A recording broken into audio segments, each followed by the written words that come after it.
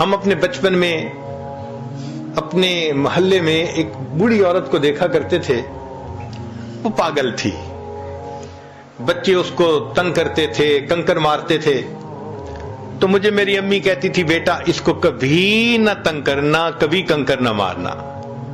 تو میں ہمیشہ کھڑے ہو کے، چھوٹا بچہ تھا، اس کو دیکھا کرتا تھا کہ یہ کیوں ایسے پاگل سی ہے، دیوانی سی ہے۔ جب بڑے ہوئے تو پھر والدہ نے اس کا قصہ سنایا، کہنے لگی کہ یہ ہمارے محلے کی ایک اچھے گھرانے کی خاتون تھی، جوان العمر تھی، اللہ نے اس کو بیٹا دیا، بیٹا بھی بڑا خوبصورت، گھر کے کام میں لگی ہوئی تھی۔ اب بچہ اپنی ماں سے بہت اٹیچڈ تھا، کچھ بچے ہوتے ہیں نا، گود کا چسکا ہوتا ہے کہ ہر وقت ماں ہی گود میں اٹھائے رکھے، وہ بھی اسی قسم کا بچہ تھا۔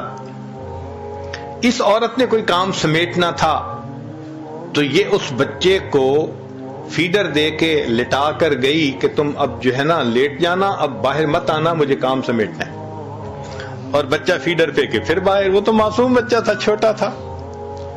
تو ماں اس کو پھر لے کے آئی اور کہا کہ تم مجھے بہت تنگ کر رہے ہو، اب بالکل میرے پیچھے مت آنا۔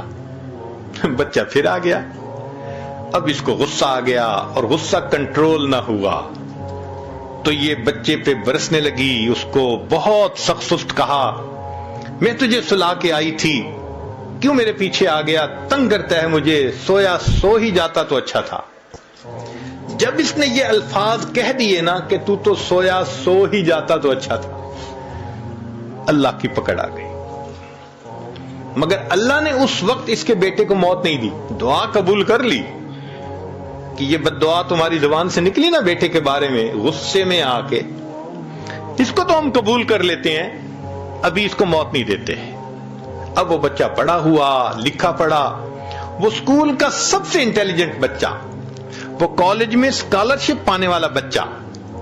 جب وہ فائنل ماسٹر ڈگری کر کے آیا تو اس نے بزنس شروع کیا، اتنا اچھا بزنس چلا اس کا کہ پورے شہر کے لوگ اس بچے کی مثالیں دیتے تھے کہ دیکھو اتنے اچھے اخلاق والا، تحمل مزاجی والا، خوش مزاج، اچھے بچہ، اتنا اچھا اس کا بزنس ہے۔ لوگ اس کی شکل دیکھتے تھے، تمنا کرتے تھے کہ میری بیٹی کا رشتہ اس سے ہو جائے، بہن کا رشتہ اس سے ہو جائے۔ وہ ایسا نوجوان بچہ تھا، لوگ اپنے بیٹوں کو مثالیں دیتے تھے، بیٹا ایسا بننا۔ لو جی، بالکل جب جوانی کا وقت تھا، اب ماں نے اس کے لیے اپنے ہی رشتہ داروں میں کوئی بہت خوبصورت بچی حور پری ڈھونڈی، پھر اس کے لیے بڑی تیاریاں، پیسے کی کمی نہیں تھی۔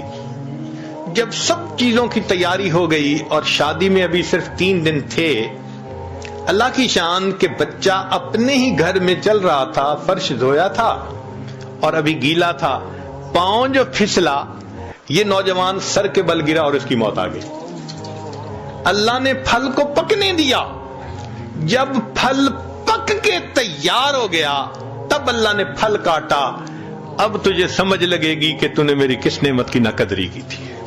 ماں کے ذہن پہ اتنا صدمہ اس کی موت کا ہوا کہ وہ ذہنی توازن کھو بیٹھی، وہ گلیوں کے اندر بس تن کے چنا کرتی تھی۔ تو کبھی نقد سزا ملتی ہے، نکیر، اور کبھی اس میں تاخیر ہو جاتی ہے۔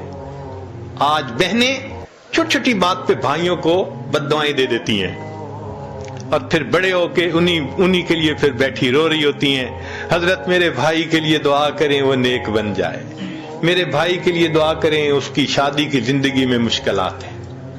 بھائی کیوں بد دعا دی تھی؟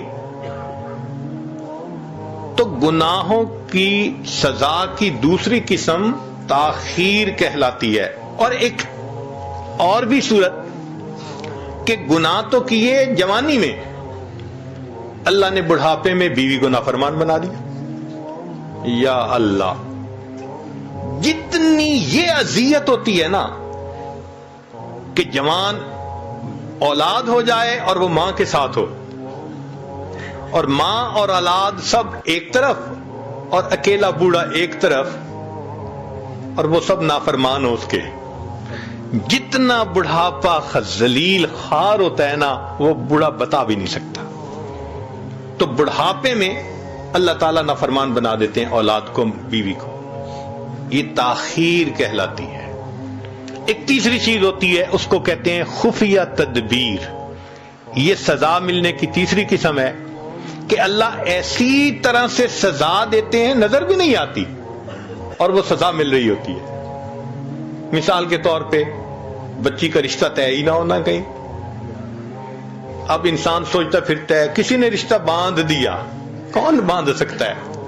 اللہ تعالیٰ کوئی کام کرنا چاہے تو مخلوق روک سکتی ہے؟ کوئی نہیں روک سکتا. تو ایسی طرح سے سزا ملتی ہے کہ بندہ اس کو فیل بھی نہیں کرتا کہ میرے گناہوں کا وبال ہے.